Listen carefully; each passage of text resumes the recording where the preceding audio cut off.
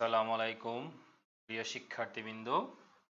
আজকে আমরা আবারও ক্লিপস্টোফেলের আরেকটি ক্লাস নিয়ে তোমাদের সামনে আসলাম এবং তোমাদেরকে সকলকেই স্বাগত জানাচ্ছি আজকের এই ক্লাসে। আজকেও আমরা একটি গুরুত্বপূর্ণ ক্লাস করব এবং তার আগে তোমরা একটু জানাবে যে আমার কথাগুলো শোনা যাচ্ছে কিনা, সাউন্ডটা ঠিকঠাক আছে কিনা।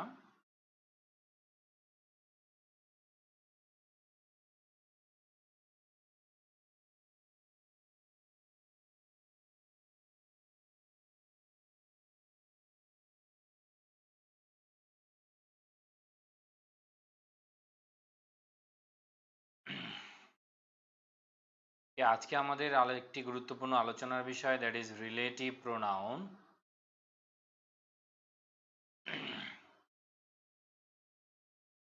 তোমরা বের করবে ক্লিপস্টোফেলের 175 মানে 175 নম্বর পেজ বের করবে তোমরা। 175 যেখানে আমরা শেষ করেছিলাম গতদিন, সেখান থেকে আজকে আবার শুরু করব দ্য রিলেটিভ প্রোনাউন। তোমরা জানো যে কোনগুলো রিলেটিভ প্রোনাউন, এবং রিলেটিভ প্রোনাউন তোমাদের বাস্তব জীবনেও অনেক কাজে লাগবে, সেটা আমরা দেখব কিভাবে কাজে লাগে। আজকের ক্লাসগুলোয় তোমার আশা করি শিখতে পারবে তোমরা, আর এখান থেকে অনেক জায়গায় পরীক্ষায় প্রশ্ন হয়। তোমাদের সকলকে ধন্যবাদ যে আমার সাথে থাকার জন্য। তাহলে আমরা ক্লাসটা শুরু করতে পারি। আমরা একটু কমেন্ট অপশন একটু করে নিতে পারি প্রথমেই। তাহলে দেখো যে আজকে আমাদের আলোচনার বিষয় হচ্ছে রিলেটিভ প্রোনাউন।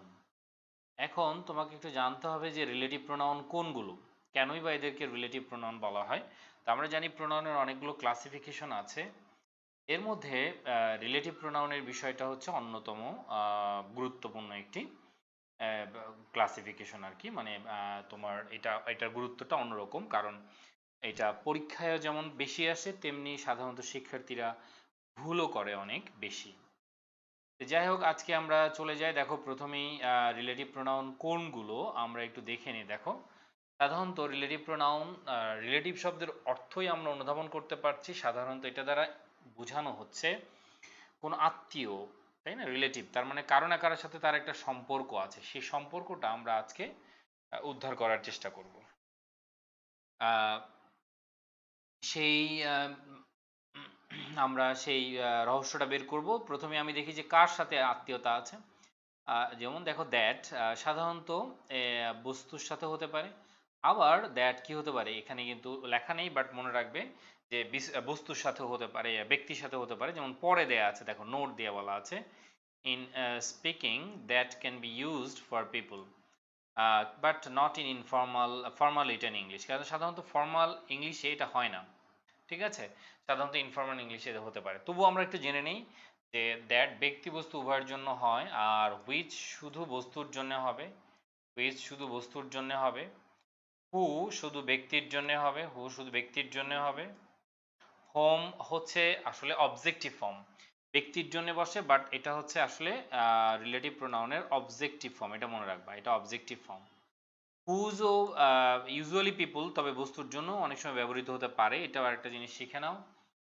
তাহলে হুজ হচ্ছে তোমার ব্যক্তির জন্যে, ঠিক আছে? হুজ হচ্ছে ব্যক্তির জন্যে, এটা একটু মাথায় রাখবা। কিন্তু আমি বলেছি ইউজুয়ালি পিপল সাধারণত, কিন্তু বস্তুর জন্য এটা হতে পারে।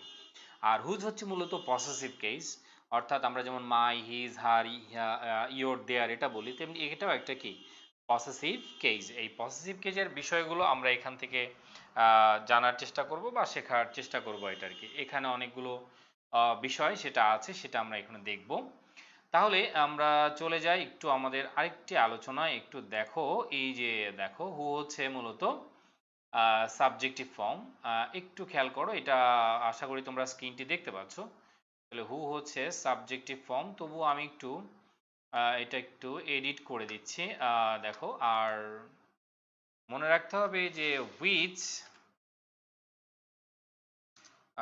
হুইচ কি হতে পারে, সেটা সাবজেক্টও হতে পারে, আবার অবজেক্টও হতে পারে। হ্যাঁ, সাবজেক্টও হতে পারে, আবার অবজেক্টও হতে পারে। একটু ডিফারেন্ট ওয়েতে শেখানোর চেষ্টা করব আজকে। তাহলে হুইচ কি হতে পারে, সাবজেক্ট হতে পারে, আবার অবজেক্ট হতে পারে। একইভাবে দ্যাট, দ্যাট কি হতে পারে, দেখো সাবজেক্টও হতে পারে, আবার সাবজেক্টও হতে পারে, আবার অবজেক্টও হতে পারে। তাহলে একটু খেয়াল করে দেখো যে হু হু হচ্ছে আবার কিন্তু শুধুই সাবজেক্ট, এটা মনে রাখবা। এটাও আমি লিখে দিই, তাহলে দেখো হু শুধুই কিন্তু সাবজেক্ট। হ্যাঁ, হু হচ্ছে শুধুই সাবজেক্ট। ঠিক আছে, হু হচ্ছে শুধুই সাবজেক্টের কাজ করবে, হোম হচ্ছে অবজেক্টের কাজ করবে, সেটাও আমরা দেখিয়ে দেখো।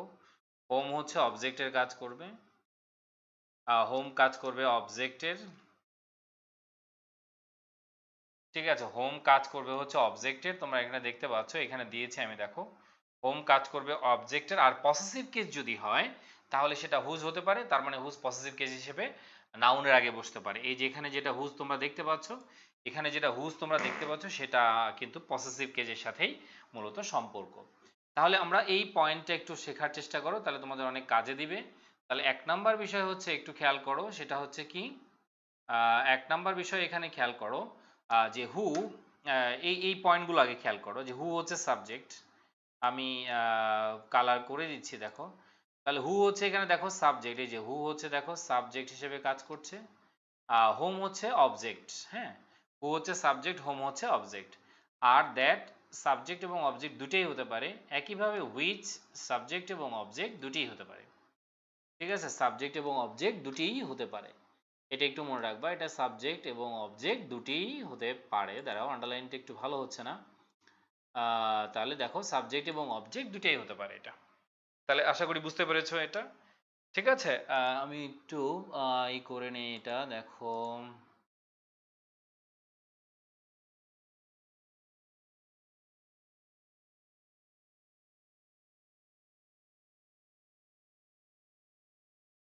হুম, একটু খেয়াল করো, তাহলে এবার আশা করি বুঝতে পারবে। তাহলে হু হচ্ছে ব্যক্তির জন্যে, হু হচ্ছে ব্যক্তির জন্যে।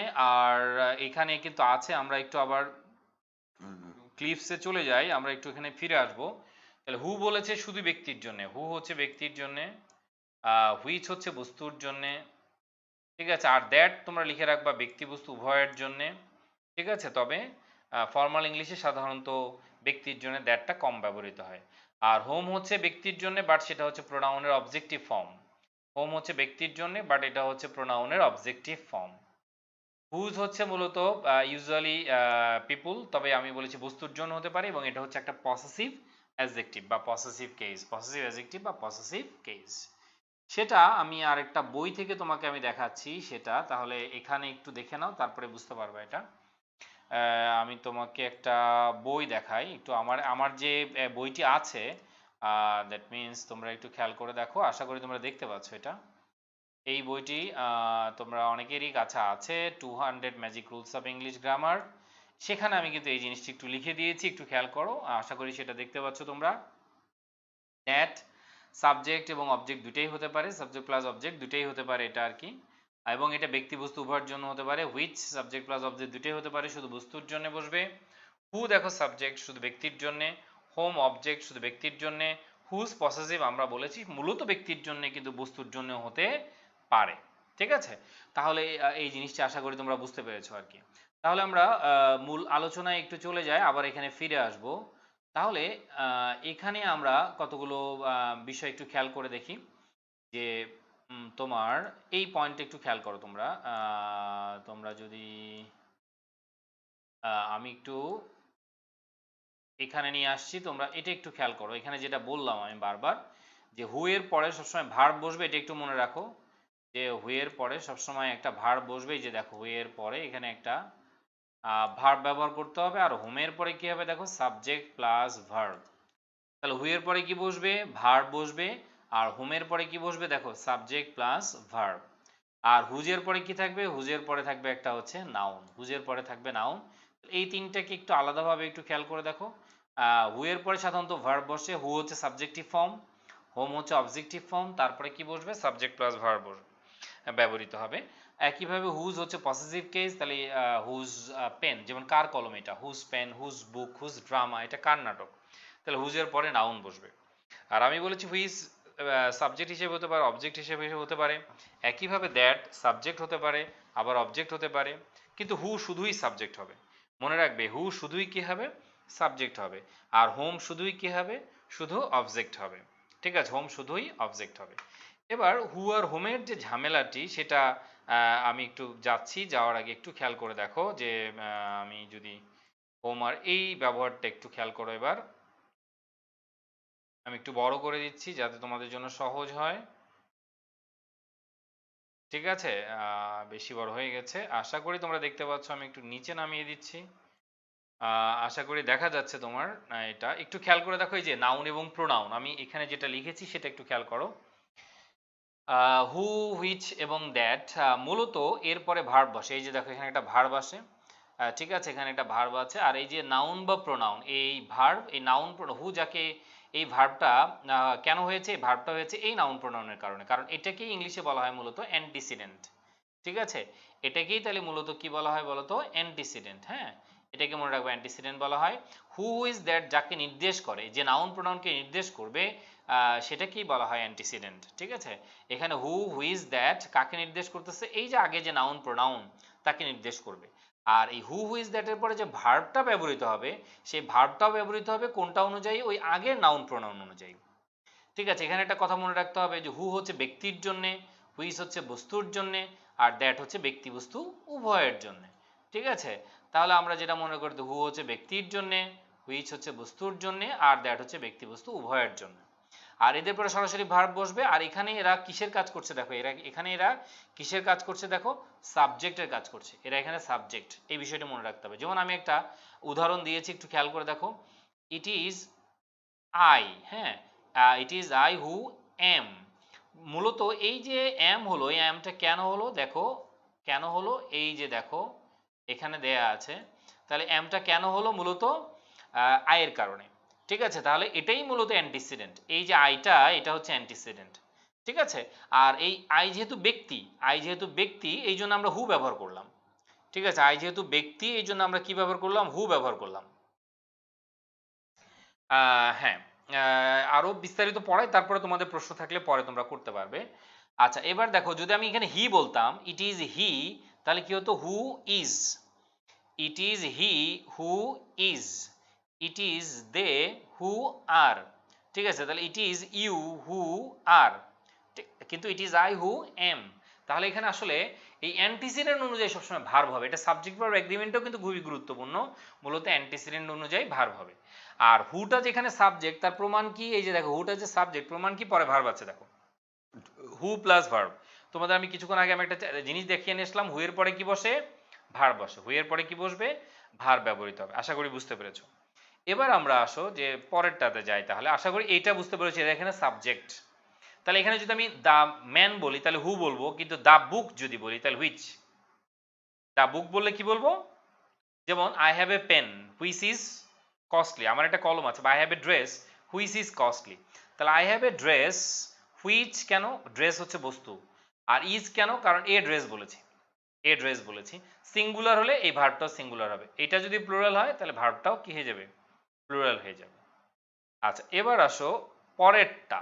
ঠিক আছে, এখানে একটু খেয়াল করে দেখবা, এখানে কিন্তু এই যে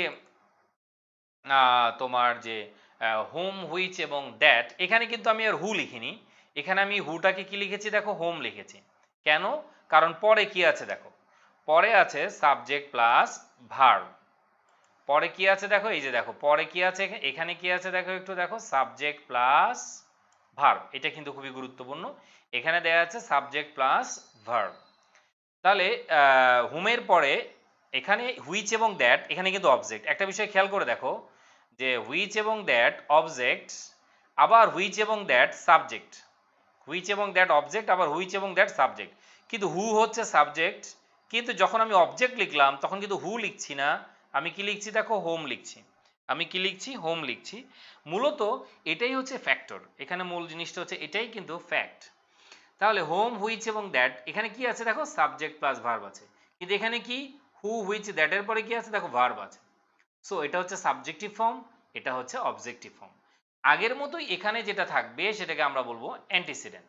আগের মতোই এই যে এখানে যে নাউন প্রোনাউন থাকছে, এই নাউন প্রোনাউন যেটা থাকছে সেটাকে বলবো কি? তাহলে আমরা অ্যান্টিসিডেন্ট। আমরা যেখানে নাউন প্রোনাউন ব্যবহার করছি মূলত অ্যান্টিসিডেন্ট। কিন্তু এখানে এই ভার্বটা অ্যান্টিসিডেন্ট অনুযায়ী হবে না। কেন হবে না? কারণ এই যে দেখো সাবজেক্ট আছে, তাহলে সাবজেক্ট অনুযায়ী তো কি হবে, ভার্বটা হবে।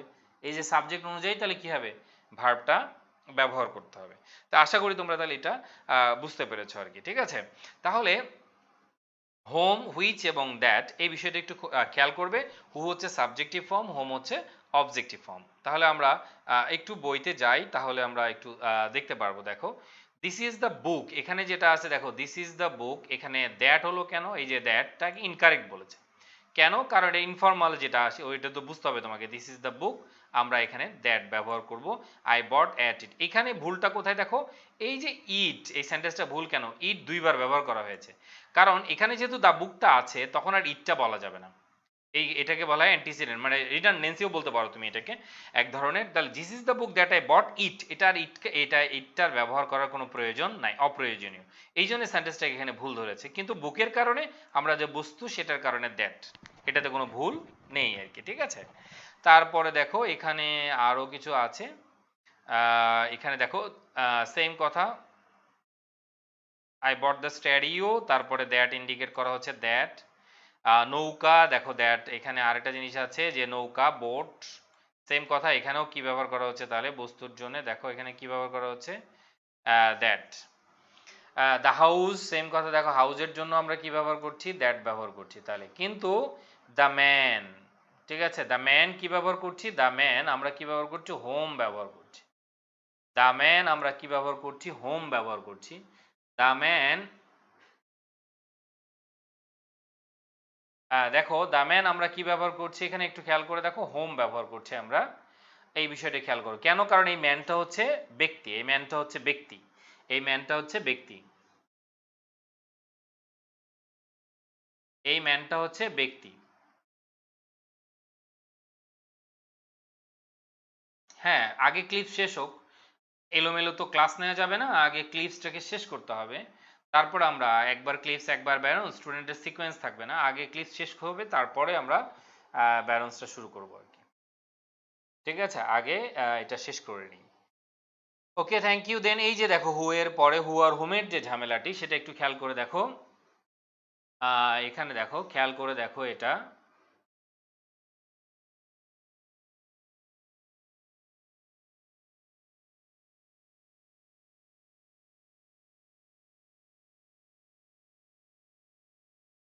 একটু খেয়াল করো,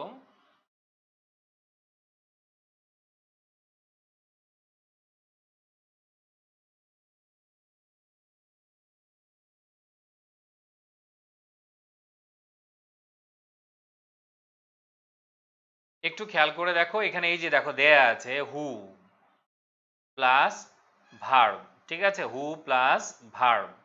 তাহলে এই জিনিসটা এখানে দেয়া আছে হু প্লাস ভার্ব, দেখো যেটা আমি তোমাদের কিছুক্ষণ আগে বললাম, কিন্তু হোমের পরে কি দেয়া আছে দেখো, হোম প্লাস নাউন, মানে subject plus verb, whom plus subject plus verb. আশা করি এটা বুঝতে পেরেছো। তাহলে তাহলে হু এর পরে কি হবে, ভার্ব, আর হোমের পরে কি হবে, নাউন। এরপরে এখানে কিন্তু আরেকটা ভার্ব আছে, সাবজেক্ট প্লাস ভার্ব হবে, যেটা এখানে ভার্ব আছে, এখানে ভার্ব আছে, ঠিক আছে। তা আশা করি বুঝতে পেরেছো। এবার আমরা একটু চলে যাব, দেখো আমাদের কথা ঠিক আছে কিনা। হু সাবজেক্ট, এই যে দেখো হু হয়েছে, ব্যক্তির জন্য হু হয়েছে, ব্যক্তির জন্য হু হয়েছে, এবং পরে দেখো একটা ভার্ব আছে, এবং আর হলো কেন, এই যে মেনটা প্লুরাল, দেখো এখানে মেনটা প্লুরাল, একটু খেয়াল করে দেখো, এখানে হচ্ছে মেনটা প্লুরাল, ঠিক আছে, এখানে হচ্ছে মেনটা প্লুরাল। তাহলে আশা করি বুঝতে পেরেছো, এখানে হচ্ছে কি মেনটা প্লুরাল। এই কারণে হু এর পরে কি ব্যবহার করছি আমরা, মেনটা প্লুরাল, এই জন্য হু এর পরে আমরা আর ব্যবহার করছি। একইভাবে দেখো, তাহলে who are in the room are angry, the men are angry, I don't like the men, the men I don't like the men are angry, মানে হু আর অ্যাংরি, ওইটাকে ব্যাখ্যা করছে আর কি। আর দেখো এখানে হোমের পরে কি দিয়েছে, এই যে দেখো হোমের পরে কি ব্যবহার করা হয়েছে, হোমের পরে হচ্ছে সাবজেক্ট প্লাস ভার্ব, ঠিক আছে, হোমের পরে কি ব্যবহার করলো, সাবজেক্ট প্লাস ভার্ব। তাহলে দেখো হোমটা হচ্ছে সাবজেক্ট প্লাস ভার্ব। তাহলে আমরা একটু এটা একটু করে নিই, দেখো তাহলে হোমের পরে দেখো, এখানে হোমের পরে কি আছে দেখো, সাবজেক্ট এবং তারপরে ভার্ব আছে, হোমের পরে কি ব্যবহার করলো, সাবজেক্ট এবং ভার্ব। তা আশা করি বুঝতে পেরেছো। এটা নিয়ে আর আমি আর কথা বলছি না, এটার বিস্তারিত আমি পরে যাচ্ছি। দেখো এখানে কিন্তু একটা জিনিস তোমাদের, একটা মজার জিনিস শিখাই, এটা একটু মনে রাখবে, restrictive and non restrictive clause, যেটা তোমরা পেজ নাম্বারে পাবে 177 নম্বর পেজে। খুবই ইম্পর্টেন্ট একটা তথ্য আমি দিচ্ছি এখন দেখো। যখন আমি এটা রেস্ট্রিকটিভ ক্লজ, দেখো এখানে কমা নাই, খেয়াল করে দেখো এখানে কমা নাই। এই যে এখানে যদি আমি কমা দিতাম তাহলে নন রেস্ট্রিকটিভ ক্লজ হয়ে যেত। যেমন এই যে এই সেন্টেন্সটা খেয়াল করো, এখানে মাই কার হুইচ, এটা হচ্ছে নন রেস্ট্রিকটিভ ক্লজ, এটা হচ্ছে নন রেস্ট্রিকটিভ ক্লজ।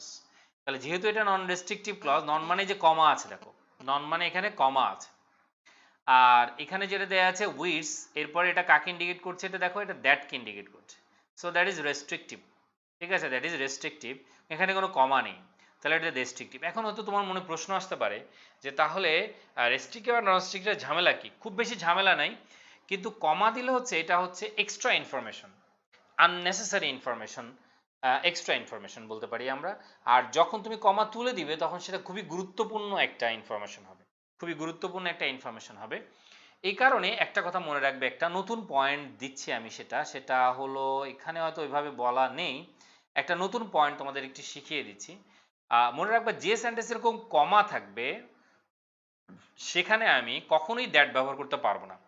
তার মানে নন রেস্ট্রিকটিভ ক্লজে আমি যে কমা ব্যবহার করি সেই কমার পরে কখনই আমি দ্যাট ব্যবহার করতে পারবো না। তাহলে একটা পয়েন্ট আকারে তোমরা লিখে নিতে পারো যে কমার পরে কখনো দ্যাট বসে না।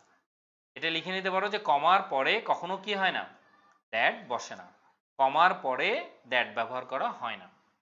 আচ্ছা, তাহলে আমরা এই জিনিসটি পেয়ে নিলাম, পাইলাম। এবার দেখো যে আমি আবার আগের নিয়মে চলে যাচ্ছি। দেখো ডক্টর হোম, হোমের পরে আবারও দেখো কি সাবজেক্ট, তারপরে আবারও দেখো ভার্ব, হোমের পরে সাবজেক্ট তারপরে ভার্ব। এখানে দেখো হারিকেনস, দ্যাট আর, এখানে আর হলো কেন, এই যে এখানে দেখো এখানে আর হলো কেন, এই আরটা আসলে কাকে ইন্ডিকেট করছে, দেখো এই হারিকেনসকে ইন্ডিকেট করছে। যেহেতু এটা প্লুরাল এই জন্য এখানে প্লুরাল ভার্ব হবে, এই জন্য এটা কি হবে দেখো প্লুরাল ভার্ব হবে।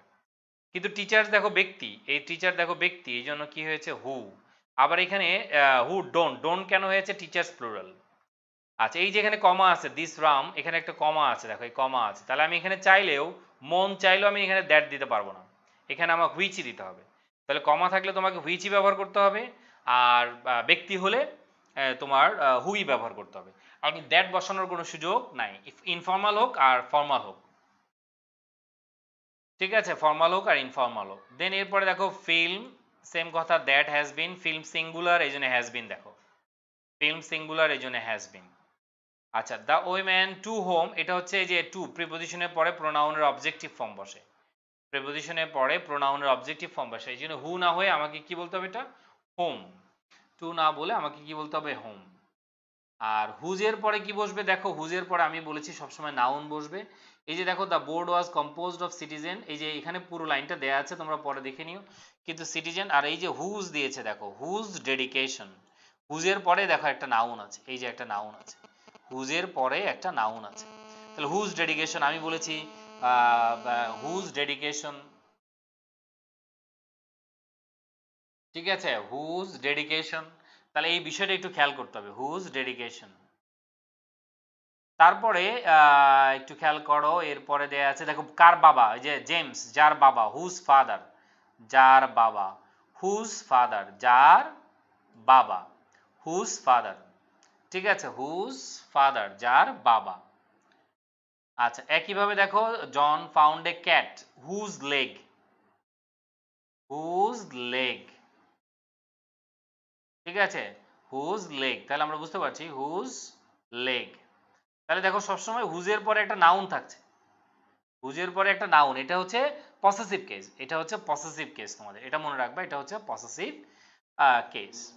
এখন এইটা দেখো যে হুজ টিথ, আরেকটা উদাহরণ দেখাচ্ছি, দেখো হুজ টিথ, সেম কথা, এই চাইল্ড, যার দাঁত, চাইল্ড যার দাঁতগুলো আর কি, যার দাঁতগুলো আর কি।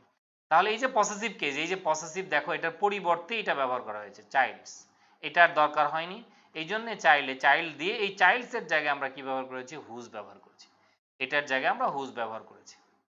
একইভাবে দেখো প্রেসিডেন্টস, ঠিক আছে, অ্যাডভাইজার আর কি, ইজ গিভিং এ প্রসেস, যে প্রেসিডেন্ট কমা হুজ অ্যাডভাইজার, হুজ অ্যাডভাইজার্স।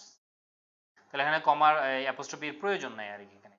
তাহলে আমরা কমন জিনিস পেলাম, তবে আমি কিছু বাড়তি জিনিস একটু তোমাদের শেখাই। ক্লিপসে যে জিনিসগুলো তো আছে সেটা তো আছেই, একটু খেয়াল করে দেখো। এবার আমি আমার বই থেকে কিছু তথ্য তোমাদের সাথে একটু শেয়ার করছি। তাহলে তোমাদের জন্য একটু সুবিধা হবে। আমরা একটা একটা করে উদাহরণ দেখে যাই একটু। এটা তো আমরা বলেই দিলাম। এই যে দেখো, I have a pen which is red. আমার কথাগুলো একটু চেক করে নাও। I have a pen which is red. তাহলে I have a pen which is red, এই যে দেখো pen, a pen which is red. তাহলে I have a pen which is red, এটা মনে রাখবা। এখানে দেখো, এই যে দেখো হু, তাই না? এই যেখানে কি আছে দেখো তো, হু দেয়া আছে। কিন্তু I know the man who is absent. Who এর পরে ইজ হয়েছে কেন? কারণ পেন সিঙ্গুলার, ম্যানও সিঙ্গুলার। হুইচ এর পরে ইজ হয়েছে কেন? পেনটা সিঙ্গুলার। আর পেনের ক্ষেত্রে হুইচ হয়েছে, কিন্তু ম্যানের ক্ষেত্রে কি হয়েছে দেখো, হু হয়েছে।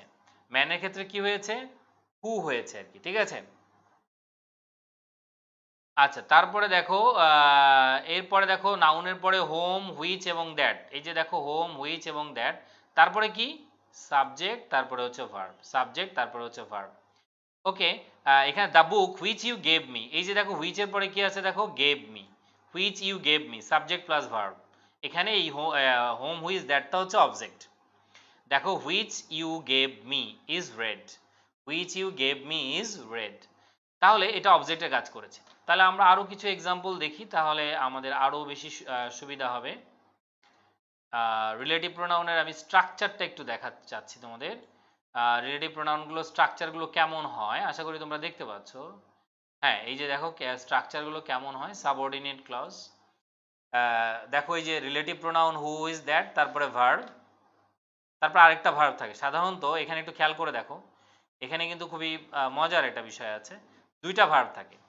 এই যে নাউন যেটা দেখতে পাচ্ছ, এই যে তুমি নাউন যেটা দেখতে পাচ্ছ, এই নাউনের ভার্ব হচ্ছে, এই নাউনের ভার্ব হচ্ছে এটা। এই যে দেখো আমি তীর দেয়াই আছে এখানে, এই নাউনের ভার্ব হচ্ছে এটা আর কি। হ্যাঁ, এই নাউনের ভার্ব হচ্ছে এটা আর কি। আচ্ছা, আরেকটু জুম করে দিলাম যাতে তোমরা বুঝতে পারো।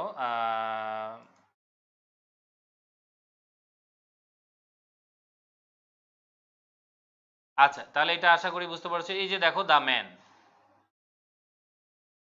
সরি, তারপরে দেখো আমি একটু আবার জুম করে নিচ্ছি।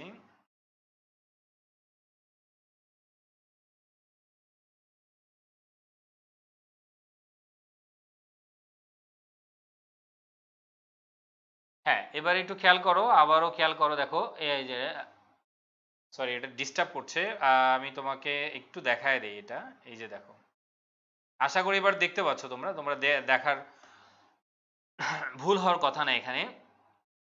এই যে দেখো হু এটা দেয়া আছে, দ্য ম্যান, এই ম্যানের ভার্ব হচ্ছে কোনটা? ইজ। এই ম্যানের ভার্ব হচ্ছে ইজ, এই ম্যানের ভার্ব হচ্ছে ইজ।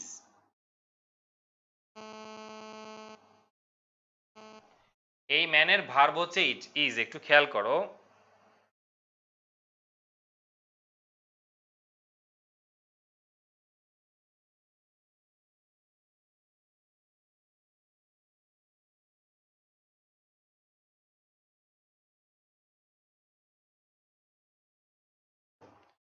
ঠিক আছে, এই ম্যানের ভার্ব হচ্ছে কোনটা দেখো, ইজ। তাহলে এই ম্যান অনুযায়ী এই ভার্বটা ইজ ব্যবহৃত হচ্ছে, কিন্তু এখানে দেখো এই হুইয়ের ভার্ব হচ্ছে এই ইজটা, কিন্তু ম্যানের ভার্ব হচ্ছে এই ইজটা। তাহলে দুটা ভার্ব থাকবে, মনে রাখবা, দুটা সাবজেক্ট দুটা ভার্ব, দুটা সাবজেক্ট দুটা ভার্ব, এটা শর্টকাটে সবচেয়ে ভালো উপায়, দুটা সাবজেক্ট দুটা ভার্ব। এবার দেখো আমরা একটু খেয়াল করি, দেখো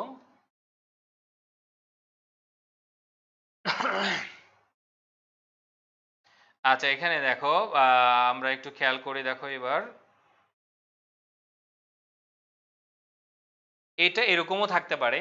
এই যে প্রথমে নাউন প্লাস ভার্ব, তারপরে রিলেটিভ প্রোনাউন, তারপর আবার ভার্ব। এটা একটু খেয়াল করো যে এটাও হতে পারে, এটাও হতে পারে। The albatross is a big sea bird, এটা একটা সেন্টেন্স। দেখো এটা একটা সেন্টেন্স, ঠিক আছে?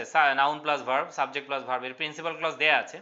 তারপরে এই বার্ডটিকে ইন্ডিকেট করার জন্য কি ব্যবহার করছি? রিলেটিভ প্রোনাউন হুইচ ব্যবহার করছি।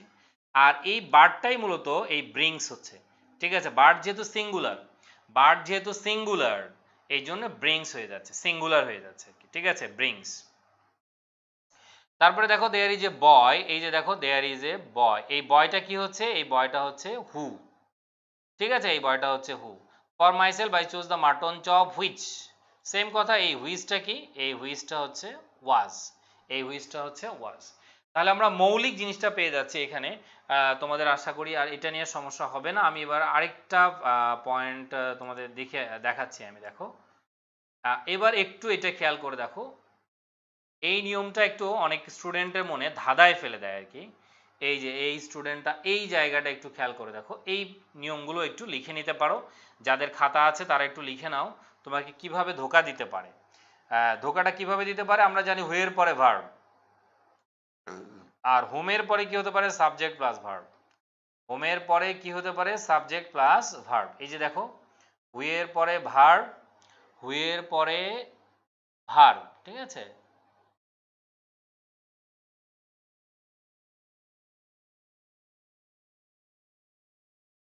ওকে, তাহলে এখানে হুয়ের পরে আমরা ভার্ব পেয়ে যাচ্ছি। দেখো, হুয়ের পরে আমরা কি পাচ্ছি, দেখো ভার্ব। এই যে দেখো, হুয়ের পরে আমরা কি পাচ্ছি, দেখো হু, তারপরে হচ্ছে ভার্ব। আর হোমের পরে কি হচ্ছে, দেখো সাবজেক্ট প্লাস ভার্ব। আর আরেকটা তোমাকে ধোকা দিতে পারে, এই তিনটে একটু লিখে নাও, এটা একটু ধোকা দিতে পারে তোমাকে। ধোকাটা কি, হুয়ের পরে দেখবা একটা সাবজেক্ট প্লাস ভার্ব আছে, পরে আবার আরেকটা ভার্ব দিবে, ঠিক আছে। আমি সরাসরি নিচে উদাহরণে যাই, তাহলে তুমি আরো সহজে বুঝতে পারবে। দেখো, আরো সহজে তোমাকে ধোকা দেওয়ার জন্য এই স্ট্রাকচারটা ব্যবহার করতে পারে, ঠিক আছে। এই স্ট্রাকচারগুলো ব্যবহার করতে পারে, এই যে দেখো, এই স্ট্রাকচারগুলো ব্যবহার করতে পারে। তো হুইয়ের পরে ভার্ব, ওটা তো তোমরা জানো, ওটার আমি এখন দেখাচ্ছি না। হুইয়ের পরে যেটা ভার্ব, ওটা আমি দেখাচ্ছি না। তোমাকে ধোকা কিভাবে দিতে পারে এটা একটু খেয়াল করো। ধোকা কিভাবে দিতে পারে, দেখো, সাকিব আল Hasan whom we love is the best allrounder. এখানে সাকিব আল Hasan whom we love is the best allrounder. খেয়াল করো, এখানে যে ইজ, এই ইজ এর ভার্বটা কে, দেখো এই ইজ এর ভার্বটা কে, এখানে খেয়াল করে দেখো, এই ইজ এর ভার্বটা কার কার ভার্ব, ইজ এর সাবজেক্ট কে, তাহলে দেখো ইজ এর সাবজেক্ট হচ্ছে, দেখো এখানে সাকিব আল হাসান। সাকিব আল হাসান হচ্ছে ইজ এর সাবজেক্ট, তাহলে সাকিব আল হাসান হচ্ছে ইজ এর সাবজেক্ট, তিনটা দেয়া আছে দেখো। আর লাভের সাবজেক্ট হচ্ছে উই, লাভের সাবজেক্ট হচ্ছে উই। তা আমরা যে ভুলটা করি, ভুলটা হচ্ছে দুইটা ভার্ব দেখলেই আমরা চিন্তা করি এখানে মনে হয় তাহলে হু হবে, কিন্তু না। এই লাভের সাবজেক্ট হচ্ছে উই, ইজের সাবজেক্ট হচ্ছে সাকিব আল হাসান। মনে রাখবে, যতগুলো ভার্ব ততগুলো, যতগুলো সাবজেক্ট ততগুলো ভার্ব, এটা সবচেয়ে ভালো উপায় মনে রাখার। যতগুলো ভার্ব ততগুলো সাবজেক্ট, কোনো সমস্যা নেই। হ্যাঁ বসবে কেন, এখানে সেন্টেন্স না, এমনিতে তো দুটো ভার্ব বসবে না পাশাপাশি, কিন্তু এটা তো একই ভার্ব দুটো পাশাপাশি বসে না, ভিন্ন সেন্টেন্স, এটা সেন্টেন্স তো আলাদা। তাহলে দেখো, Kazi Nazrul Islam whom we like, same structure দেখো, Kazi Nazrul Islam whom we like, তাহলে লাইকের ভার্বকে, এই যে লাইকের ভার্বটা হচ্ছে উই, আর ইজের ভার্বটাকে দেখো, ইজের ভার্বটা হচ্ছে কাজী নজরুল ইসলাম, ইজের ভার্বটা হচ্ছে কাজী নজরুল ইসলাম, এটা মনে রাখবা। তাহলে ইজের ভার্বটি হচ্ছে কি, কাজী নজরুল ইসলাম, ঠিক আছে, কাজী নজরুল ইসলাম। আচ্ছা, তাহলে এটা আশা করি বুঝতে পেরেছো। এরপরে দেখো, নাউন প্রোনাউন হু, তারপরে সাবজেক্ট প্লাস ভার্ব, তারপরে ভার্ব, তারপরে আবারও ভার্ব। তাহলে সাকিব আল Hasan who I think plays well is the best allrounder, এখানে তিনটা ভার্ব আছে। তোমাকে ধোকা দেওয়ার জন্য দেখো পাশাপাশি তিনটি ভার্ব ব্যবহার করেছে। তাহলে এই ব্যাকে কয়টা সাবজেক্ট থাকবে, তিনটা সাবজেক্ট থাকবে, মনে রাখবা। তিনটা ভার্ব মানি হচ্ছে তিনটি সাবজেক্ট থাকবে। কিভাবে দেখো, এই যে এই সাবজেক্ট, এই যে দেখো এখানে আমি তীরটা দেয়াই আছে, এই যে এই ভার্বের সাবজেক্ট হচ্ছে এটা, এই হুয়ের ভার্ব হচ্ছে তোমার এটা, আর এই নাউন প্রোনাউনের ভার্ব হচ্ছে এটা, ঠিক আছে। তাহলে তোমার জন্য বোঝাতে সহজে, সাকিব আল Hasan who I think plays well is the best allrounder, এই যে দেখো থিং এর সাবজেক্ট কে আই, প্লে এর সাবজেক্ট কে হু, আর সাকিব আল হাসান কি, ওই যে দেখো ইজ, সাকিব আল হাসান হচ্ছে ইজ, দেখো সাকিব আল হাসান হচ্ছে ইজ। তাহলে আশা করি আর কখনো তোমাদের এখানে ভুল হবে না। তাহলে সবচেয়ে সহজ মনে রাখার উপায় হচ্ছে, যতগুলো ভার্ব থাকবে ততগুলো সাবজেক্ট থাকবে। তাহলে আর যদি সাবজেক্ট না থাকে তাহলে তোমাকে হু ব্যবহার করতে হবে, আর যদি সাবজেক্ট থাকে তাহলে আমরা হোম ব্যবহার করব, মানে অবজেক্টিভ ফর্ম ব্যবহার করব, অবজেক্টিভ ফর্ম ব্যবহার করব। আচ্ছা, তাহলে আশা করি তোমাদের সমস্যা হবে না। এবার যাও একই জিনিস, অপশনাল রিলেটিভ ক্লজ বলতে যেটা, আরেকটা পয়েন্ট আমি ইতিমধ্যে বলে দিয়েছি তোমাদের, কমার পরে ওটা ব্যবহার করা যাবে না। আর এটা হচ্ছে রিডিউস ক্লজ, এটা একটু বের করো, এটা হচ্ছে পেজ নাম্বার, যারা optional relative clause reduction 180 180 number পেজে ক্লিস্টোফেলের। This is the value which was, এটাকে বলে reduced clause, which was obtained, ঠিক আছে, this is the Z value which was obtained. ঠিক আছে, হুইচ ওয়াজ অবটেইনড, চাইলে তুমি হুইচটা বাদ দিতে পারো। যখন আমি রিলেটিভ প্রোনাউন হিসেবে হুইচটা বাদ দিয়ে দিব তখন এই সেন্টেন্সের ফাইনাইট ভার্বও বাদ যাবে। যখন সাবজেক্ট বাদ দিব তখন ফাইনাইট ভার্বও বাদ যাবে, তখন সেটা হয়ে যাবে রিডিউস ক্লজ। তার মানে সেন্টেন্সটাকে তুমি এভাবেও লিখতে পারো হুইচ আর ওয়াজ বাদ দিয়ে। The man is elected, who is elected, আমরা বলতে পারি the man elected. The man who is honest, the man honest. এই the problem which is solved, আমরা কি বলতে পারি the problem solved, the problem solved. আরেকটা উদাহরণ দেখো, এই যে that is on the counter, তুমি চাইলে এখানে দ্যাট আর ইজটা বাদ দিয়ে দিতে পারো, দ্যাট আর ইজটা বাদ দিয়ে দিতে পারো, তাহলে কি হবে দ্য বেকার on the counter contains a solution. একইভাবে সেটা যদি কন্টিনিউয়াস টেন্স হয় সেম জিনিস, রিলেটিভ প্রোনাউন এবং ফাইনাইট ভার্বটা বাদ দিয়ে দিবা, তাহলে এটা রিডিউস ক্লজ। মূল কথায় কমপ্লেক্স থেকে সিম্পল করার সময় এই নিয়মটা ফলো করা হয়, কমপ্লেক্স থেকে সিম্পল করার সময় এই নিয়মটি ফলো করা হয়। আচ্ছা, দেন এরপরে দেখো এই যে এটা অ্যাপোজিশন দিয়ে আমরা হুটা করতে পারি, হুটা আমরা অ্যাপোজিশন দিয়ে করতে পারি, who is a professor, who is a professor, এটা আমরা অ্যাপোজিশন দিয়ে করতে পারি। দেখো এই যে এটা who is a professor, who is a professor, তাহলে এখানে এই যে মিস্টার জ্যাকসন, এটার পরে এই যে প্রফেসরটা দেখো, ঠিক আছে প্রফেসরটা, ঠিক আছে। তাহলে professor is travelling in the mid east this ইয়ার, এটা একটু খেয়াল করো, ঠিক আছে। এই পয়েন্টটা একটু খেয়াল করো, তাহলে আশা করি তোমরা বুঝতে পেরেছো, সমস্যা হওয়ার কথা নয় এটা।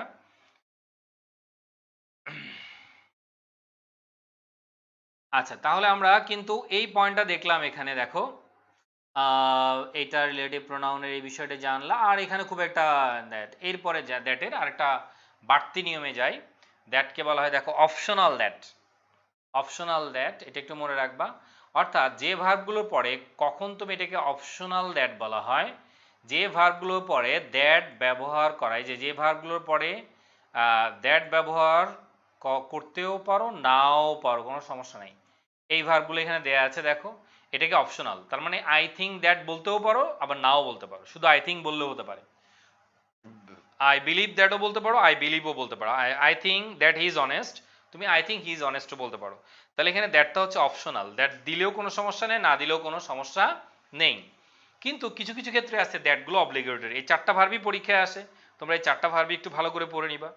আর যে ভার্বগুলোর ক্ষেত্রে দ্যাট, এই যেমন এখানে দেখো অর দিয়ে বলেছে, দ্যাট দিলেও যা না দিলেও তাই, যেমন he John said that he was leaving next week, চাইলে জন সেইড দ্যাটটা না দিলেও কোনো সমস্যা নেই। হি টোল্ড মি, এখানে দ্যাট আছে দেখো, এই যে দ্যাট আছে, চাইলে আমি এটা বাদ দিতে পারি, হি টোল্ড মি, এই যে এখানে দ্যাটটা দেখো উজ্জ্ব আছে, দ্যাটটা উজ্জ্ব রাখতে পারি, তাহলে এটাকে বলা হয় ইংলিশে অপশনাল দ্যাট, এটাকে বলা হয় অপশনাল দ্যাট, যেখানে দ্যাট দিতেও পারো নাও পারো কোনো সমস্যা নেই, যেখানে দ্যাট দিলেও কোনো সমস্যা নেই, না দিলেও কোনো সমস্যা নেই। কিন্তু যে দ্যাটটা অব্লিগেটরি দ্যাট, এটা পরীক্ষায় বেশি আসে, পিন পয়েন্টিং এররে বিশ্ববিদ্যালয় ভর্তি পরীক্ষায় বা বিসিএস এ বেশি আসে এখান থেকে, অব্লিগেটরি দ্যাট, যেখানে দ্যাটটা অবশ্যই ব্যবহার করতে হবে, সেখানে কি করে পিন পয়েন্টিং এররে দ্যাটটা দেয় না, স্টুডেন্টরা তো এটা বুঝতে পারে না যে দ্যাটটা এখানে বসবে, তখন আর সে এটা অনুধাবন করতে পারে না। তাহলে এই ভার্বগুলো, বিশেষ করে এই চারটা ভার্ব, এই চারটা ভার্ব একদম ঠোঁটস্থ করে ফেলবে, এর বাইরে যায় না সাধারণত, আরও একটা দুটো ভার্ব আছে কিন্তু যায় না, সাধারণত এই চারটা থেকে পরীক্ষায় প্রশ্ন হবে, মেনশন, ডিক্লেয়ার, রিপোর্ট, স্টেট, চারটা। তাহলে হি মেনশন দ্যাট, এখানে দ্যাটটা ফরজ, he declared that, he reported that, he stated that, এখানে দ্যাটটা উজ্জ্ব রাখা যাবে না। তাহলে পিন পয়েন্টিং এরর এই দ্যাটটা থাকবে না, যখন থাকবে না বা ইনকারেক্ট সেন্টেন্সে থাকবে না, তখন এটাকে কারেক্ট বানাতে হলে এই দ্যাটটা এখানে ম্যান্ডেটরি, ম্যান্ডেটরি মানে অব্লিগেটরি, মানে বাধ্যতামূলকভাবে এটাকে তোমার ব্যবহার করতে হবে। একইভাবে দেখো মেনশন দ্যাট, মেনশন দ্যাট, একইভাবে দেখো কি স্টেটেড দ্যাট, একইভাবে দেখো স্টেটেড দ্যাট, একইভাবে দেখো স্টেট, তাহলে এদের পরে দ্যাট ব্যবহার করাটা খুবই প্রয়োজনীয়, তার মানে এটা আমি বাদ দিতে পারবো না। তাহলে আরেকটা জিনিস শিখে নিলাম আমরা, যেখানে দ্যাট ব্যবহার করাটা ম্যান্ডেটরি, অনেক জরুরি। এরপরে আমরা একটা মজার জিনিস শিখে নিই, এই দ্যাটের ব্যবহারটা তোমরা একটু অনেকভাবে দ্যাট কত রকমের হতে পারে আমি তোমাদের ছোট্ট একটা উদাহরণ দিব। আমি আবার আমার ইয়েতে ফিরে আসলাম, আমি তোমাদের এখন একটু উদাহরণ দিব দ্যাট কত রকমের দ্যাট হতে পারে। হ্যাঁ, তাহলে দ্যাট কি কি হতে পারে, যেমন আমরা যদি এখানে দেখো, দেখো দ্যাট আমরা, আচ্ছা এখান থেকে না যাই, দেখো দ্যাট কি কি হতে পারে একটু খেয়াল করে দেখো। প্রথম কথা হচ্ছে দ্যাট একটি তোমার প্রোনাউন হতে পারে। প্রোনাউন মানে সে সাবজেক্ট হিসেবে ব্যবহৃত হতে পারে। এই দ্যাট প্রোনাউনটা সাবজেক্ট হিসেবে বসতে পারে। আমি একটা উদাহরণ লিখে দিচ্ছি, এটার মধ্যেই লিখে দিচ্ছি দেখো। দ্যাট প্রোনাউন এখানে সাবজেক্ট হিসেবে কাজ করবে। আমরা বলি না দ্যাট ইজ ওকে, দেখো সরি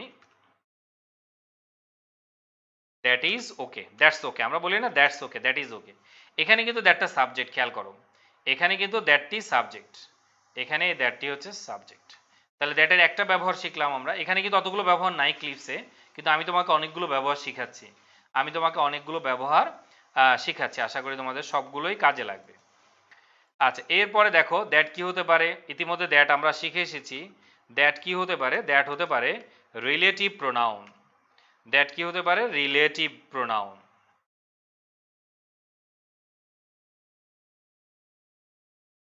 দ্যাট রিলেটিভ প্রোনাউন হিসেবে ব্যবহৃত হতে পারে। কিছুক্ষণ আগে আমরা দেখে আসলাম রিলেটিভ প্রোনাউন কিভাবে হবে।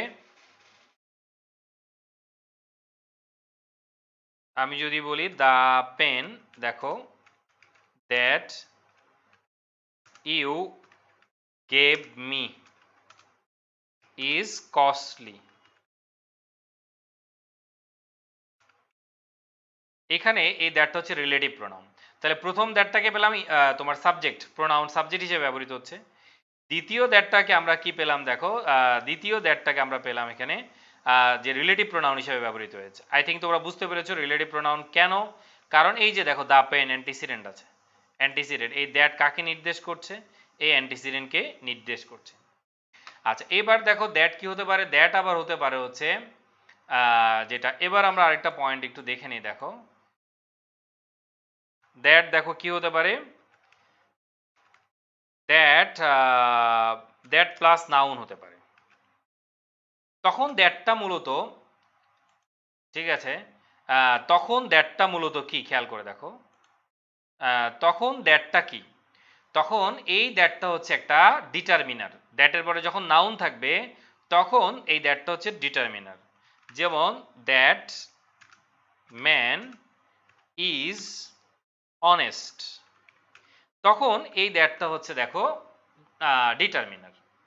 তাহলে দ্যাটের অনেকগুলো ব্যবহার, ঠিক আছে, দ্যাটের অনেকগুলো ব্যবহার। তাহলে দ্যাটের তিনটা ব্যবহার আমরা ইতিমধ্যে শিখে নিলাম। আমরা একটু রিভিউ করে নিই। দ্যাট সরাসরি সাবজেক্টের কাজ করতে পারে, প্রোনাউন সাবজেক্টের কাজ করতে পারে, দ্যাট রিলেটিভ প্রোনাউনের কাজ করতে পারে। দেখো তাহলে এখানে হচ্ছে সরাসরি প্রোনাউন, আরেকটা প্রোনাউন কিন্তু রিলেটিভ প্রোনাউন আর কি। তারপরে দেখো দ্যাট কি হতে পারে? দেখো এখানে কিন্তু দ্যাটটা কোনো প্রোনাউন না। এই দ্যাটটা কিন্তু কি না, এই দ্যাটটা কি না আমি বলেছি দেখো, এই দ্যাটটা কিন্তু প্রোনাউন নয়, এই দ্যাটটা হচ্ছে ডিটারমিনার। কারণ পরে কি আছে দেখো, নাউন আছে। পরে কি আছে দেখো, একটু খেয়াল করে দেখো, পরে নাউন আছে। আচ্ছা, এবার আমরা আসি আরেকটা ব্যবহার শিখে দেই। দেখো অনেকগুলো ব্যবহার আছে, আমি একটু উপরের দিকে যাচ্ছি। দ্যাটের এবার আরেকটা ব্যবহার শিখাই দেখো। দ্যাট আর কি হতে পারে? দ্যাট সাবঅর্ডিনেট কনজাংশন হতে পারে। ঠিক আছে, দ্যাট কি হতে পারে? দ্যাট মূলত সাবঅর্ডিনেট কনজাংশন হতে পারে। ঠিক আছে, আমি সরাসরি লিখছি সাবঅর্ডিনেট কনজাংশন, শর্টকাটে লিখছি আমি, দেখো সাবঅর্ডিনেট কনজাংশন হতে পারে। যেমন মনে করো I know that, I know that he is honest, I know that he is honest.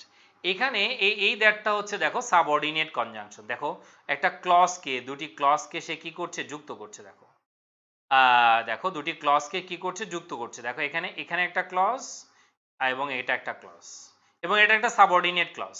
তাহলে সাবঅর্ডিনেট ক্লজ যুক্ত করছে, এই যে দেখো এটা হচ্ছে সাবঅর্ডিনেট কনজাংশন। এই দ্যাটটা হচ্ছে এখানে, তাহলে আমরা কি পাচ্ছি? Subordinate conjunction. আচ্ছা, দ্যাটের তাহলে আরো কি ব্যবহার পেলাম? আজকে আমরা দ্যাটের আরেকটা ব্যবহার পেলাম। ঠিক আছে, দ্যাটের আরেকটা ব্যবহার পেলাম। দ্যাট হচ্ছে দ্যাট কি? অপশনাল দ্যাট একটা ব্যবহার পেলাম আমরা।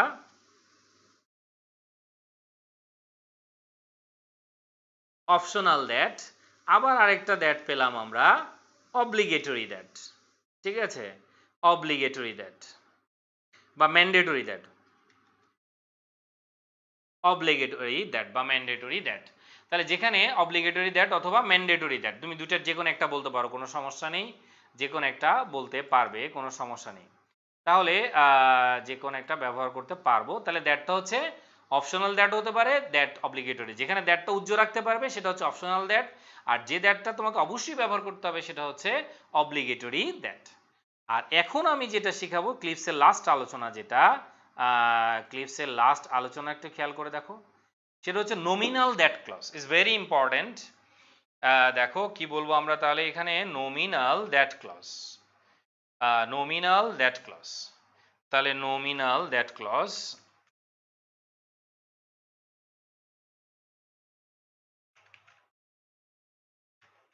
তাহলে দ্যাটের কত রকমের ঝামেলা দেখো।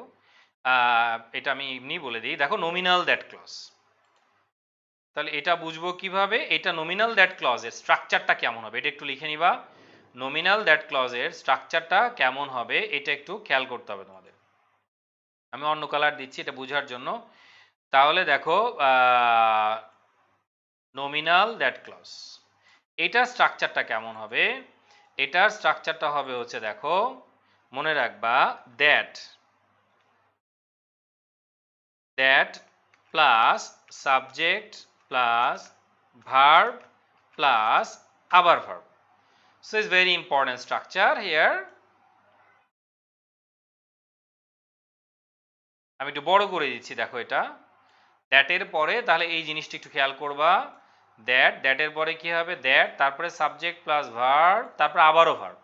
আসলে এই দ্যাটটা হচ্ছে এই ভার্বের সাবজেক্ট, ঠিক আছে, এই ভার্বের subject.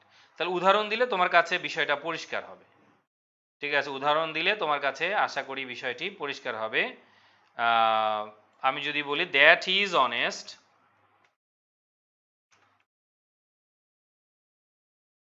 that he is honest is known to all, is known to all, এই দ্যাটকে বলা হচ্ছে নমিনাল দ্যাট ক্লজ, কারণ এটা একটা নাউন ক্লজ। খেয়াল করে দেখো, যারা ক্লজ আগের আলোচনা করেছো বা আগে পড়েছো তাহলে এটা হচ্ছে নমিনাল দ্যাট ক্লজ। কেন? কারণ এটি পুরোটা হচ্ছে সাবজেক্ট। এই যে দেখো এই পুরোটাই হচ্ছে ইজ ভার্বের সাবজেক্ট, এটা কিন্তু একটা নাউন ক্লজ, এটা কিন্তু একটা নাউন ক্লজ, ঠিক আছে। তাহলে এটা কি, এটাকে বলা হয় নাউন ক্লজ।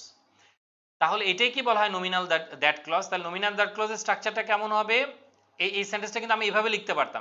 এটার মূল সেন্টেন্স কি ছিল জানো? এটার মূল সেন্টেন্সটা ছিল it is known to all that he is honest. এটার মূল সেন্টেন্সটা তোমাকে জানতে হবে। তাহলে আমি সেটাও লিখে দিচ্ছি, দাঁড়াও আমি একটু আরেকটু তুলে দেই। তাহলে দেখো নমিনাল দ্যাট ক্লজের স্ট্রাকচারটা, আসলে মূল স্ট্রাকচারটা কি এটা সেটা একটু বুঝতে হবে। দেখো it is known to all that he is honest। তাহলে দেখো একটু খেয়াল করে দেখো, it is known to all that he is honest, এটা হচ্ছে মূল সেন্টেন্স। কিন্তু যখন তুমি নমিনাল দ্যাট ক্লজ ব্যবহার করবা তখন এই যে ইটটা, এই ইটের অ্যাপোজিশনের মতো আর কি এটা, দেখো এই যে ইটটা, দেখো এই ইটের পরিবর্তেই কিন্তু তুমি আসলে দ্যাট হি ইজ অনেস্ট, ঠিক আছে, এটা একটু খেয়াল করবা, দ্যাট হি ইজ অনেস্ট, এটা কিন্তু মিলালেই তুমি বুঝে যাবে যে এটা সেম জিনিস, এটা সবাই জানে। এটা মানে কোনটা, এই যে দ্যাট হি ইজ অনেস্ট, এটার এটা সেম জিনিস, এটার এটা সেম জিনিস। তাহলে that's why this is call nominal that clause.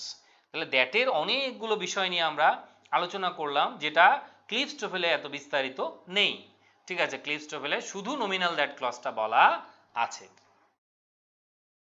দেখো সেটা কি, দেখো এই যে ইট ইজ, এই যে সেম সেন্টেন্সটা দেখো, it is well known that, it is well known that many residents of the third world countries, দেখো many residents of the third world countries are dying, are dying। চাইলে এই সেন্টেন্সটাকে আমি এইভাবে লিখতে পারি, দ্যাটটা আগে নিয়ে আসো, এই যে দ্যাট, দেখো দ্যাট থেকে, এই যে দ্যাট থেকে ডাইং পর্যন্ত, এই যে দেখো ডাইং পর্যন্ত নিয়ে আসছে, দেখো ডাইং পর্যন্তই নিয়ে এসেছে।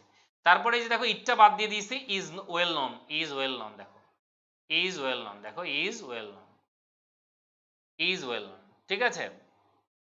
তাহলে আশা করি বুঝতে পেরেছো। এটা সেম কথা আমি একই সিস্টেম এখানেও করতে পারি, দেখো it surprises, me that John would do such a thing, চাইলে আমি এই দ্যাট থেকে বাকিটা সাবজেক্ট হিসেবে নিয়ে যেতে পারি, এটাকে সাবজেক্ট হিসেবে নিয়ে যেতে পারি। এই যে আমি দেখো that John would do such a thing, এটাকে আমি সাবজেক্ট হিসেবে নিয়ে গেলাম, ঠিক আছে। আর ওই যে ইটটা বাদ দিয়ে দিলাম, ইটটা তখন এটার রিপ্লেসমেন্ট, তখন এই সারপ্রাইজেসটা এখানে চলে আসলো। দেখো তখন এই ইটটা নাই, এই ইটটা এখানে নাই, দেখো এই ইটটা কিন্তু এখানে নাই। সো এই বিষয়গুলো যদি তুমি ভালো করে বুঝো তাহলে পরীক্ষার হলে খারাপ করার কোনো কিছু নাই।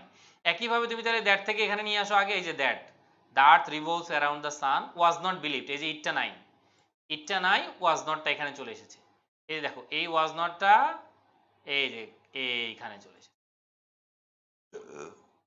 ঠিক আছে, এই ওয়াজ নটটা এখানে চলে এসেছে। তো আশা করি একইভাবে দেখো উইলিয়ামস বয়, একই it is obvious that, that নিয়ে আসো, এটা পুরোটা নিয়ে আসো, এই যে দ্যাট পুরোটা নিয়ে এসেছে, দেখো ইজ অ্যাবিউজিং ড্রাগস, এটা পুরোটা নিয়ে এসেছে, তারপরে ইজ ব্যবহার করেছে, তারপরে দেখো ইজ ব্যবহার করেছে। তাহলে ওই জিনিসটা একটু খেয়াল করো, এই যে দেখো দ্যাট থেকে এই পুরো ক্লজটা এখানে নিয়ে এসেছে, এই যে দেখো দ্যাট থেকে পুরোটা এখানে নিয়ে এসেছে। এবার ইটটা না দিয়ে ইজ অবভিয়াস, দেখো ইজ অবভিয়াস। সো অনেক ইম্পর্টেন্ট জিনিস নিয়ে আলোচনা করলাম। হ্যাঁ, এবার তোমাদের যদি কোনো প্রশ্ন থাকে, অনেকে প্রশ্ন দিয়ে একটা প্রশ্ন করেছো, আজকে আর আলোচনা করবো না, কারণ সাবজাংটিভ এটা টোটালি ভিন্ন একটা আলোচনা, আগামী দিন আলোচনা করব হোয়াট ইজ সাবজাংটিভ। এবং খুবই গুরুত্বপূর্ণ আলোচনা, ব্যতিক্রম, গ্রামারের আগে কখনোই শেখো নেই। তাহলে আজকের সামারিটা কি আজকে, তাহলে হু হচ্ছে ব্যক্তির জন্যে, হুইচ হচ্ছে বস্তুর জন্যে, দ্যাট হচ্ছে ব্যক্তি বস্তু উভয়ের জন্যে, হু হচ্ছে প্রোনাউনের সাবজেক্টিভ ফর্ম, হোম হচ্ছে অবজেক্টিভ ফর্ম। আর হুইচ এবং দ্যাট তারা সাবজেক্টিভ ফর্ম হিসেবে, সাবজেক্ট হিসেবে ব্যবহৃত হতে পারে, অবজেক্ট হিসেবে ব্যবহৃত হতে পারে। হুজ হচ্ছে পসেসিভ কেস, হুজের পরে সবসময় কি থাকবে, নাউন থাকবে। আর হুয়ের পরে যে ভার্বটা থাকবে সেটা সবসময় অ্যান্টিসিডেন্টকে ফলো করবে। এটা ছিল আমাদের একটা প্রাইমারি আলোচনা। দেন এখানে আমি একটা কথা বলেছি, সেটা হচ্ছে যদি সাধারণত রেস্ট্রিকটিভ নন রেস্ট্রিকটিভ একটা ক্লজ আছে, যদি কমা থাকে তাহলে ওই ক্লজ আমি কখনোই দ্যাট ব্যবহার করতে পারবো না, কমা থাকলে দ্যাট ব্যবহার করা হারাম, এটা মনে রাখতে হবে, ব্যবহার করা যাবে না। আর যখন হু হবে না হোম হবে এই ঝামেলায় আসবে, তখন আমি টেকনিকটা বলেছি যতগুলো ভার্ব ততগুলো সাবজেক্ট, ঠিক আছে। তাহলে হুয়ের নিজস্ব একটা ভার্ব থাকবে, প্রত্যেকটি সাবজেক্ট, যতগুলো সাবজেক্ট থাকবে প্রত্যেকটি সাবজেক্টের নিজস্ব একটা ভার্ব থাকবে। ভার্ব না থাকলেই বুঝে নিবা, যদি ভার্ব থাকে তাহলে তো এই সাবজেক্ট হবে, আর সাবজেক্ট যদি থাকে তাহলে কোনো সমস্যা নেই, তাহলে হোম হবে। আর যদি সাবজেক্ট না থাকে তাহলে হু হবে, তাহলে কি হবে, হু হয়ে যাবে। আশা করি বুঝতে পেরেছো। দেন এরপর আমরা আলোচনা করলাম হচ্ছে দ্যাটের কতগুলো ব্যবহার, যে দ্যাট সরাসরি সাবজেক্ট হিসেবে কাজ করতে পারে, ঠিক আছে, সরাসরি প্রোনাউন হিসেবে সাবজেক্ট হিসেবে কাজ করতে পারে, রিলেটিভ প্রোনাউন হিসেবে কাজ করতে পারে, ম্যান্ডেটরি দ্যাট হিসেবে কাজ করতে পারে, অব্লিগেটরি দ্যাট হিসেবে কাজ করতে পারে, রিলেটিভ তোমার পসেসিভ মানে ডেমনস্ট্রেটিভ হিসেবে কাজ করতে পারে, ঠিক আছে। দ্যাট এমনকি দ্যাটের আরেকটা নতুন ব্যবহার শিখলাম আমরা, দ্যাট নমিনাল দ্যাট ক্লজ, যা স্ট্রাকচারটা হচ্ছে that plus subject plus verb plus verb. এখানে দ্যাট থেকে সাবজেক্ট প্লাস ভার্ব পুরোটাই হচ্ছে একটা ভার্বের সাবজেক্ট হিসেবে কাজ করবে। আর বাড়তি কিছু জিনিস আমি এখান থেকে শিখালাম যেটা তোমাদের কাজে লাগবে। এবার প্রশ্নগুলো যদি তোমাদের কোনো প্রশ্ন থাকে তাহলে করতে পারো।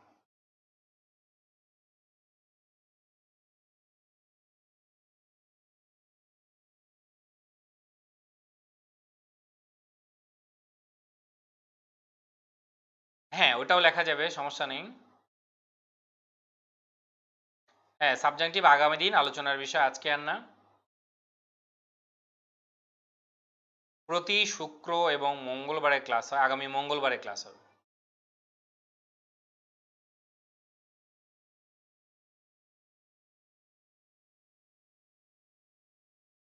রুলস গুলো নাই, সেগুলো আমার যে 200 ম্যাজিক রুলস যে বইটা আছে সেই বইটাতে আশা করি পাবেন, ঠিক আছে, আশা করি পাবেন। সো ক্লাসটা খুবই ইম্পর্টেন্ট একটা ক্লাস ছিল, আমরা রিলেটিভ প্রোনাউনের অনেক জটিল বিষয় নিয়ে আলোচনা করলাম।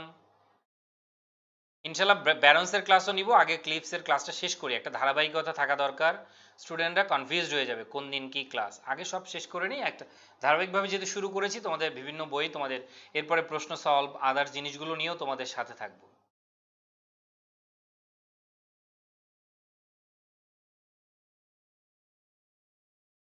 সাধারণত স্পোকেন ইংলিশে তুমি এভাবে বলবা, প্রফেসর মিস্টার জ্যাকসন, এভাবে আর কি।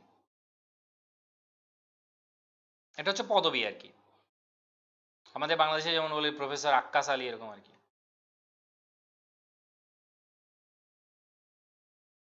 Professor mister Rahman, professor mister Rahman, এরকম আর কি।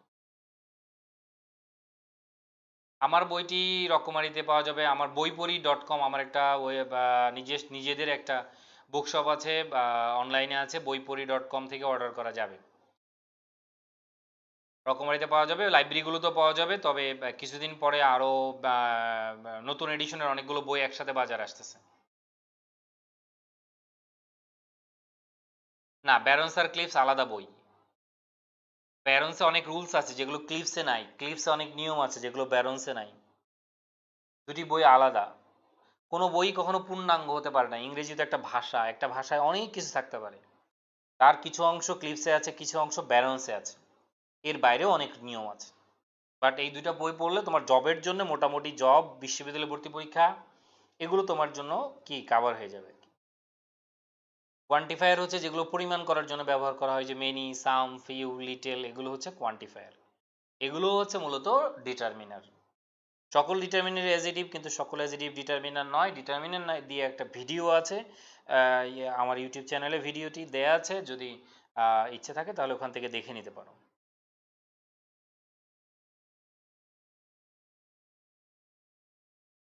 হ্যাঁ, সিম্পল সেন্টেন্সের সময় লেখা যাবে, আর না হলে যদি অ্যাপোজিশন হিসেবে লিখতে চাও তাহলে কমা দিয়ে লিখতে হবে। এমনি সেন্টেন্সকে আমরা লিখতে পারবো যে অমক, একটা সিম্পল সেন্টেন্স তৈরি করার জন্য আমি ওই পদ্ধতি ফলো করতে পারি, ঠিক আছে। কিন্তু সমস্যা হচ্ছে যে বিদেশে কখনো কোনো ব্যক্তি তার নামের আগে এরকম যোগ করে না প্রফেসর। আমাদের দেশে আমরা যে কাজটা করি যে প্রফেসর অমক, কিন্তু বিদেশে কিন্তু সাধারণত এই হ্যাবিটটি তাদের নেই। হ্যাঁ, তারা যেটা করে ওই অ্যাপোজিশন দিয়ে ব্যবহার করে, অ্যাপোজিশন দিয়ে ব্যবহার করে, ওইটা মাথায় রাখতে হবে।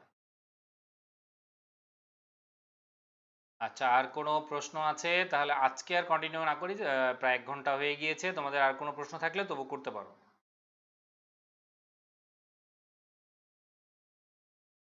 হ্যাঁ, সকল ডিটারমিনারই অ্যাডজেক্টিভ, কিন্তু সকল অ্যাডজেক্টিভ ডিটারমিনার নয়। আর কোয়ান্টিফায়ার গুলো ডিটারমিনার, কোয়ান্টিফায়ার গুলো ডিটারমিনার। ডেমনস্ট্রেটিভ গুলো ডিটারমিনার, কোয়ান্টিফায়ার গুলো ডিটারমিনার, পসেসিভ গুলো ডিটারমিনার, আর্টিকেল গুলো ডিটারমিনার, কোয়ান্টিফায়ার গুলো ডিটারমিনার।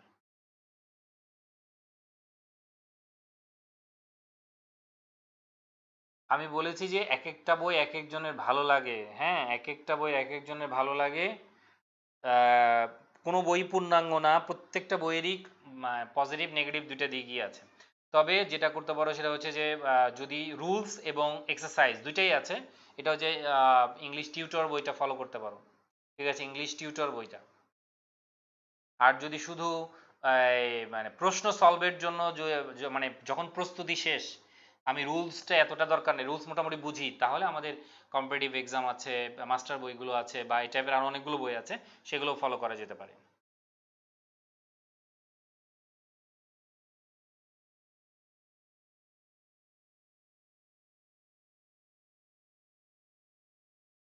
নাউন প্রোনাউন যাকে নির্দেশ করে সেটাকে অ্যান্টিসিডেন্ট বলা হয়, মানে রিলেটিভ প্রোনাউন যাকে নির্দেশ করে তাকে অ্যান্টিসিডেন্ট বলা হয়। রিলেটিভ প্রোনাউন যাকে নির্দেশ করে তাকে কি বলা হয়? অ্যান্টিসিডেন্ট বলা হয়। যেমন ইট is I who M present বলেছি, এখানে আইটি হচ্ছে অ্যান্টিসিডেন্ট। অ্যান্টি মানে পূর্ব, অ্যান্টি মানে পূর্ব। I know the man who is honest, এখানে দ্য ম্যানটা হচ্ছে অ্যান্টিসিডেন্ট, ম্যানটা হচ্ছে অ্যান্টিসিডেন্ট।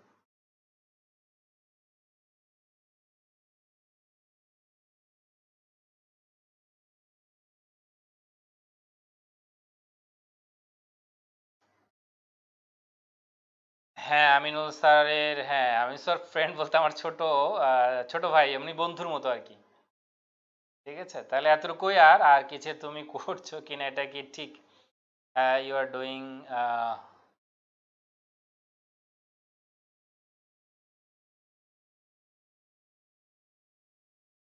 না, এভাবে স্পোকেনে বলা যায়, এটা এইভাবে স্পোকেনে বলতে পারবে, রিটেনে তুমি সেন্টেন্স আকারেই বলতে হবে তোমাকে এটা।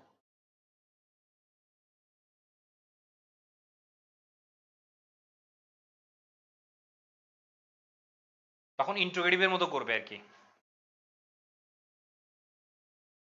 তুমি কি করছো না করছো না, ঠিক আছে, করছো কিনা মানে করছো কিনা, মানে তুমি করছো কিনা। হ্যাঁ, যদি ওটা প্রশ্ন করে তারপর আমরা কি বলি আরএন্ট ইউ ডুইং, তুমি যদি বলো ওইটা তাহলে এটা ডিফারেন্ট স্ট্রাকচার দাঁড়াবে আর কি। ওটা স্পোকেনে তুমি এই স্ট্রাকচারগুলো তুমি যেভাবে কথা বলছো সেটা স্পোকেনে বলা যাবে।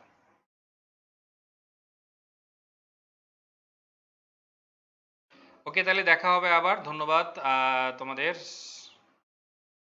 আজকে এই পর্যন্তই, ইনশাল্লাহ সামনে আবার কোনো ক্লাস নিয়ে আবার তোমাদের সামনে দেখা হবে আগামী